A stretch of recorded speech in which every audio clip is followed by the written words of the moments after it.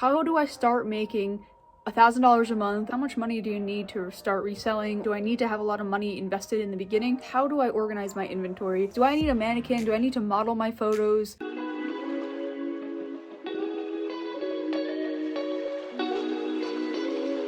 Hello everyone and welcome back to my channel, or if you're new here, hi, my name is Nicole and I'm a part-time reseller on Poshmark. Today I want to answer all of your burning questions that you have about reselling. So this is actually going to cover everything that was asked on my Instagram. I put a poll on my story a couple weeks ago and I asked if anyone had any questions that they wanted to ask another reseller. So if you're not already following me over there, go ahead and do that. But right now I'm going to answer any question that was asked to me, plus a couple extra questions that I get a lot as a reseller. So if that is something that interests you, please stick around, but let's get right into the questions. So the first question that I was asked is, how much money do you need to start reselling? Or like, do I need to have a lot of money invested in the beginning to start reselling? And the answer to that is no, you do not. You do not need a lot of money. You can start with a small amount. And I think this is a misconception that a lot of people have, is that you think you need a lot of money to get started because you need to invest in a lot of like luxury pieces or high-end pieces. You need a lot of like good equipment, a nice camera, and stuff like that. But this is not really true. You don't need all this. I actually use my iPhone for my photos. I use a small little ring light that I got on Amazon. It was probably like about $20 or so. And I didn't really start with like expensive designer pieces. I actually started with things that came out of my own personal closet. So, and then I just kind of grew from there. So you really don't need to start high. You can kind of start slow and start small and then invest over time. And actually more recently is when I started getting the more expensive things and investing more in higher end products to do certain things. But I mean, I've been reselling for 4 years now, so that just goes to show that you don't need expensive things to get started and you don't need to invest a lot to get started. The next question I get asked a lot is, how do I organize my inventory? I have a lot of inventory, don't know what to do with it. How do I organize it? And to this, everyone has their own kind of system that's going to work best for them. I actually like to hang all my items in my closet. I will actually insert an overlay here of the way that that looks, but I like to hang up all my clothes and I kind of organize it by category so it's easy for me to find things. But I know a lot of people like to store things in bins, so they have like these big bins and they label it like, you know, shirts or pants, and then they organize it like that. And then they have like a numbering system. But for me, I just find it is easiest if I have everything laid out on hangers and I can kind of see everything and kind of just grab for each item. But whatever works best for you. I mean, everyone has a different size space. Everyone has a different like space that they have for their inventory. And so whatever you have is going to be what's best for you. Find a system that works and do that. I always thought I needed a better system because I always saw all the other resellers having giant bins with, you know, a nice organized numbering system. And for me, that just wasn't the best thing for me. I just wanted to kind of have everything in my closet, and then I have a spreadsheet on my computer that actually tracks all my inventory. And so it's really easy to kind of organize it, and I don't have to like, you know, go look up what bin everything is in. And like some people will put that in the listings, but for me it's just easier to have it all in my closet, pull what I need. If I need to do, you know, some extra measurements or something for a buyer, I will do that, and that's really easy to do. And I just have it all stored in my actual place that I live in. Some people have, you know, storage units that they rent out or that they have bought themselves for their business. If you have a lot more items, I only have a couple, like I think I have 200 items available for sale, but if you had thousands of pieces for sale and you didn't have space in your house, you could totally rent out a space or buy a space, and then you would have, you know, plenty of extra room. Right now I just use my shared closet for my personal stuff and my business stuff, so I don't have a lot of space to do that. And if you imagine 200 pieces in a closet, it gets pretty crammed. But actually this shelf behind me is full of inventory as well. So I kind of just have everything spread out and organized in a way that works for me. And that I think is the best way to do it. So just find a way that works for you, whether that be bins, whether that be hanging items, or whether that be storing things like under your bed in boxes. Whatever works best, just do that. And I think that's the most important thing that you could take away. So the next question I get actually a lot, and I, you know, asked myself this for years, is, do I need a mannequin? Do I need to model my photos? Like all of this. And I would say the answer is no, but you can if you want to. I personally don't use a mannequin and I do not model my clothes because I have such a wide variety of clothes. I also have men's, kids, women's, I have all the above. So I can't really model everything, and nor do I really want to model everything either. I'm not like that super confident like a lot of people can be. So what I do is I just kind of hang things on a white backdrop and I, you know, take the photos as nicely as I can. If I need to, I'll lay them out on the floor. if that, you know, is how I'm going to get the angle better. And then sometimes I also use the cover photos or the stock photos online if I could find them, to show how it is modeled, or to show like how the item would fit, like if it fits loose or if it fits more boxy. But I don't think you have to model them, or you don't have to have a mannequin. Mannequins are really expensive, ridiculously expensive for no reason. And I have been on the lookout for one for all these years, but like I just have never found one that fits me and that fits my business and that is, you know, not super expensive. And I figure, well, I made it this far without one, I don't need it. But you can definitely use it if you want to, if you think it's going to help you display the item better, or like if you don't have a white backdrop, then you can use a mannequin to kind of display the item nicely. Or sometimes it's easier to display like a dress or something when it's on a mannequin, and then you can kind of see how it fits. And if you want to, you can go ahead and model your items as well, but sometimes I just find that, you know, I can't do that when I have a variety of sizes and types of clothing, so I just find that it's easier to hang them up and display the pictures that way. But the answer, I think, is you don't need it. You can if you want to, but you don't need it. The next question I get asked a lot is, how do I know what to buy? And the answer is, I'm not really sure. I'm learning. And I think we are all learning as resellers, and things are constantly changing. So I can't tell you that you should pick up this or you should pick up that. But what I can tell you is I can recommend things, because these are things that like have worked for me or that have worked for other people that I've seen. But I can't say specifically that this is how you pick up certain items or brands, because it's ever changing. Especially on Poshmark, it's more of a trendy platform. So a lot of the things that are trending per season or per year, like you want to pick those up every couple of months, but it's not going to be the same as it was a year ago.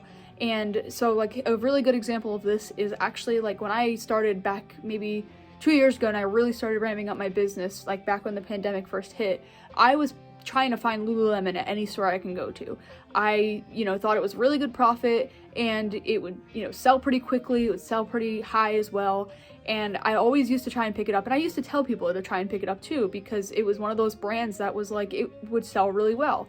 And I think a lot of other people had the same mentality, is that it would sell really well for them.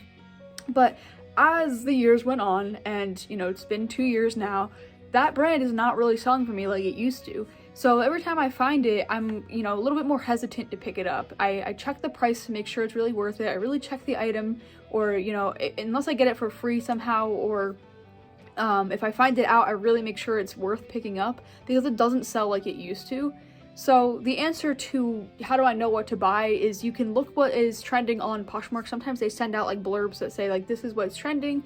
You can look in those categories and try to make sure you have those in your closet. I know actually recently they sent out, I'll put it up here, they sent out a list of like the things that were trending. And so if you have those items, it kind of makes it easier for your page to be discovered more. And then you can kind of just look up like what's trending, you know, in general too, styles, brands, patterns, anything like that, or just like what's in season. Like right now it's summer, so, you know, bathing suits and shorts and dresses, that kind of thing should be trending, and you know, shoes. But that's kind of how I have, you know, maneuvered. I've just kind of looked at what was trending, or I looked at what season it was, or you kind of look ahead to the next season. And then another thing too is like with brands, I always kind of reached out to my Instagram page at first to kind of say like, okay, should I pick up this brand, should I not? But I've kind of learned over the years like what brands are good and which ones aren't, but I'm still learning. There are a lot of brands that I probably not picked up that I should have picked up just because I didn't know. So it's kind of like you're learning as you go. And what I actually have been doing recently to make it easier on myself is every time I see someone mention a really good brand that they've sourced or that they found, and I've never heard of the brand or I didn't know about the brand, I actually have been making a list in my phone of all the brands, and every time I, you know, hear one, I add it to it. So that way when I'm out at the thrift store, I know, okay, I should look for these brands, and these are brands that I'm not typically looking for, so I don't really remember them as easily. So that way it's kind of like I'm expanding and growing and, you know, bettering my business by picking up brands that I haven't already picked up that are good brands. So you can kind of use other resellers or You know, you can use them as help to kind of learn what you should pick up, but definitely just pick up things that you think would sell really well. Pick up things that are good quality, pick up things that are good brands, and that is the key here, and that is going to make it really good for you to sell those items. So the next question or topic questions that I've been getting is basically like, I'm nervous to cross post because X, Y, and Z, or should I cross post, or should I only stick to one platform? And I think really it's probably best to be on multiple platforms, because I think you're going to increase your chances of making more sales. But however, it is a lot more work, and if you are a part-time reseller like I am, it's probably not as manageable as someone that does it full-time. And I know unless you have like one of the cross-listing tools like List Perfectly or Vendoo, it makes it really hard to kind of cross-post, because then you kind of have to list everything on each site. And I haven't actually done this yet. I actually downloaded Mercari last year, but then I just never used it. And I'm not gonna lie, it was a little daunting at first to kind of try and go onto a new platform, especially after I've already established myself on Poshmark, grew such a big closet, and I've grew such a big following there. And so I thought it was kind of nerve-wracking, and I've been so hesitant all these years, so I'm kind of in this bubble myself. But I do know that it will help me make more sales, because other platforms, like, things sell better on each kind of platform. So it's probably a good idea to expand to other platforms, and it's probably not a good idea to put all your eggs in one basket, especially if something happens to that one platform. But if it's what works for you right now, then do that. And that is what I have done all this time. But if you want to really grow your business and you really want to make more sales, then I would suggest going on to, several platforms, and I would suggest cross-listing. And the easiest way to do that would be to get a tool to do it, so that way you don't have to create those listings all over again. It will do it for you. And then you can kind of manage them of like what sells and what doesn't sell on what platform, and then you can, delist it and such like that. So I think it's really helpful to cross-list and be on multiple platforms, but I know it's really hard to get started, and so I'm right there with you if you are, hesitant to do so. Here is a burning question that resellers are asked all the time. How do I start making $1,000 a month, or how long before I start making $1,000 a month? The answer is it's going to be different for every single reseller out there. And so, I have a couple months here and there where I make $1,000 a month, and then I go back down to a couple $100s a month. It just depends on the time of year, depends on the season. I think it does differ for each person, and there are people that will do it right away because of the inventory that they're pulling in. But if you're, not pulling in expensive items, or you're not pulling in a lot of items, you're not going to get there as quick as somebody that is, full-time, that pulls in really expensive designer items, or that has a lot of inventory. All of these things really make a big difference. So if you want to start making $1,000 a month, or you want to start making more than that, or you're looking to grow your business and quit your full-time job, then you really have to expand and have a lot more items.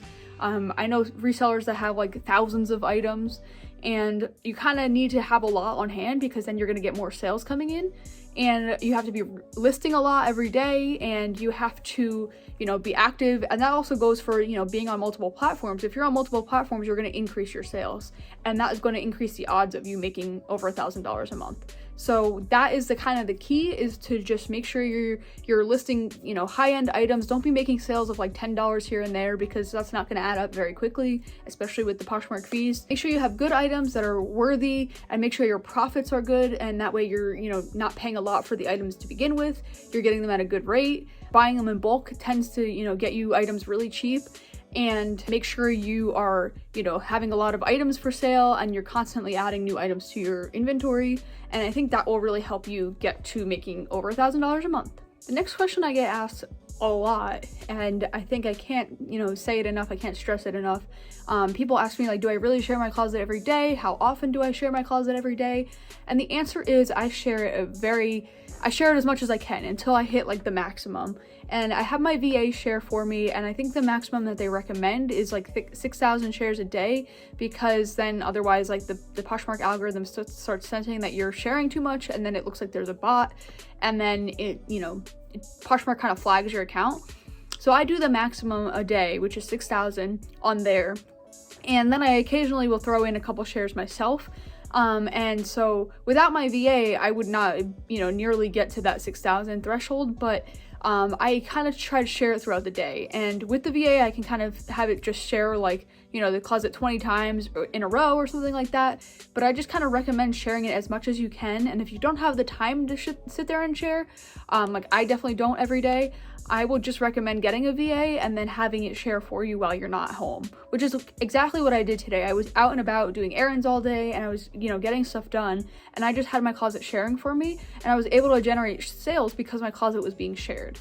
So yes, I do share my closet every day, technically speaking. I mean, yeah, I have a VA that does it, but I used to share it every single day. I actually shared my closet 2 million times before I got a VA. Eventually I got to the point where I was like, I can't sit here and share every day, but I do share every day, and I share as much as I can every day, at least going through the closet several times to make sure it's showing up in people's feeds. And I also try to share to the parties when applicable. I think this really increases your chances of making sales if you do this. The next question I get asked a lot, and it's something I don't really ever think of, and I don't really, you know the answer to it, but it's people ask me, how long do you think I will be reselling for? And to be honest, I want to do this forever. I want to do this as long as, you know, I have the motivation to do it and I have the passion for it. Because right now it is a big passion of mine, and I take pride in what I do, and I've been trying to grow the business as much as I possibly can. And so I don't really see myself stopping anytime soon, but I mean, however, things can change. Everything is constantly changing, and I'm sure a lot of resellers that weren't reselling 2 years ago before the pandemic, and now they are, I'm sure they, you know, probably feel the same way. It's a passion of a lot of people's, and it's not only that, but it's also, I feel like I'm really helping the earth by, you know, limiting waste and stuff like that. And I know from myself, I was always somebody that wanted to buy secondhand in high school or in early college. And so now it's just kind of my way of giving back to people that are also in that same boat. So I see myself reselling for a long time now. I don't really have an end date. I don't really want to have an end date until it becomes something that is not really as fun to me.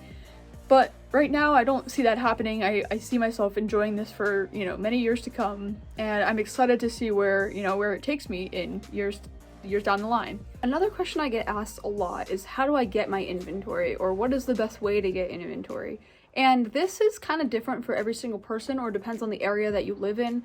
I know a lot of people do really well getting items at the Goodwill bins or like the Goodwill outlets. Unfortunately for me, the closest one is about an hour from me, and I honestly do not want to make that drive all the time. So I kind of buy either mystery boxes, or I buy in bulk, or I, you know, go out to thrift stores. Like I mentioned in a previous video, actually I'll link it up here if you haven't seen it, but I used to actually go and get donations from people, and that way I would just kind of get a bunch of free stuff, and it would be really easy. It'd be local, like in my town, and I would just drive over to them, and I'd get like big bags of stuff, and then it would, you know, that would be a really good way to get my inventory. And now I just kind of like rely on mystery boxes, or I rely on, you know, going to Goodwills. I try to go every so often, but I cannot go every single weekend, so I try to go when I can, and I just try and get as much as I can in one sitting, because I, you know, need to make it last until the next time I go thrifting.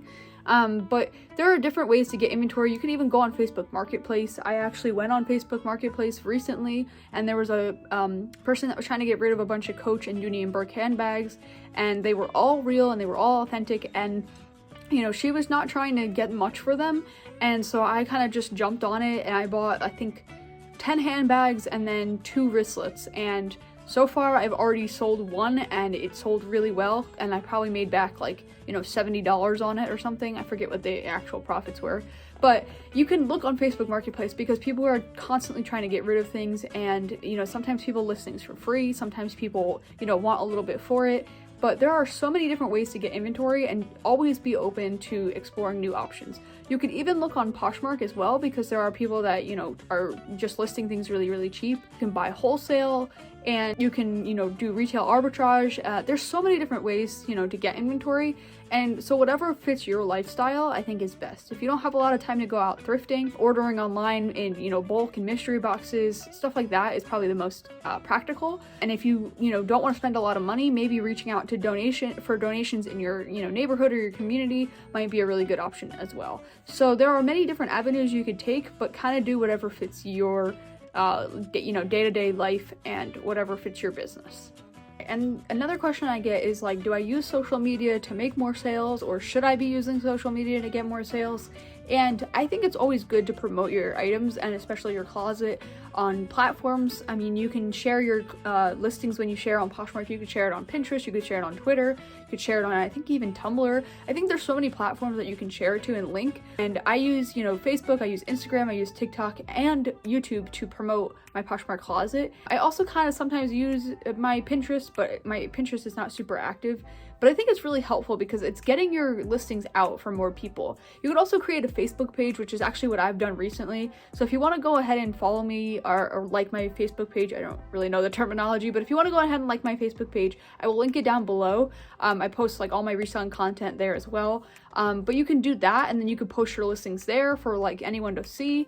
You could post them on your personal page. You can really just, post wherever you can. I think it's going to help you get more sales, but you definitely don't have to use other social media to, make more sales, because Poshmark especially is internal to the app. So if you want to try it out, you can definitely do so. And I know, like, if you share within the app through, Pinterest and Twitter, it's really easy to do. You just click the toggle to share on those platforms, and then it'll share to them. So it's like not even really that many extra steps to do so you might as well just do it, and then it's going to get your items in front of more people. And the final question I'm going to answer today is actually, how long do I keep inventory before I just redonate it? And this kind of differs per item, and honestly, I don't really have like a designated time frame that I keep items and then, get rid of them. But I think it's kind of important to say, like, is this item really worth keeping around? Is it worth keeping it in my inventory, taking up space that could be used for something more valuable? And a lot of the times when I used to get donations, I would just kind of list everything, and then I would have so many brands that like I didn't really know or didn't think they would sell really well, or they would sell like on the cheaper side, and I would just have them taking up space in my inventory.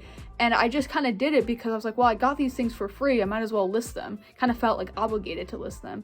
And as I've learned over the years, and especially now that I have limited space, I need to make sure that the items I am listing are actually worth listing and that they don't just take up space. So I've started to kind of clear out all of that inventory that I had sitting for so long.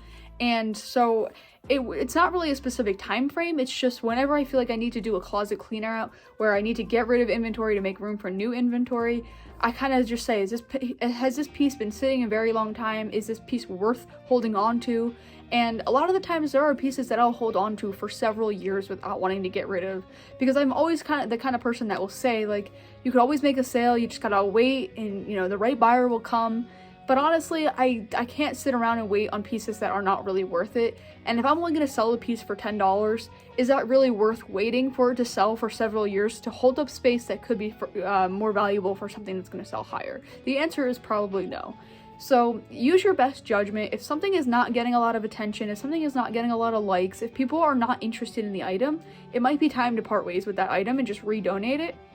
But if you think the item is worth something and it's going to, sell, and maybe you just haven't sold it yet, try relisting it and it might actually sell pretty quickly. There's not really a specific time frame that like I would recommend waiting. Sometimes I hold on to things for like a month, other times I hold on to things for years. So it really just depends on what like you think is best for your space and what you think like will actually be worth selling and holding on to. These are all the questions I'm going to answer today.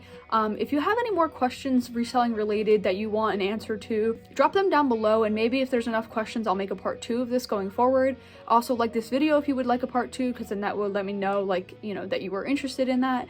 And yeah, I mean, I hope this kind of answered some questions that, resellers get asked a lot, or the questions that you had for me in particular. I know like everyone's answers are going to be different to these questions, but I think it's helpful to hear it from somebody else who has been reselling for a while, because then it's like, firsthand experience. So if you want to learn about the do's and don'ts of Poshmark and what you should be doing and what you shouldn't be doing on the app, and including what will get you banned, click right here. And if you want to see how I made my first $10,000 reselling on Poshmark, go ahead and click right here. But until next time, I will see you then.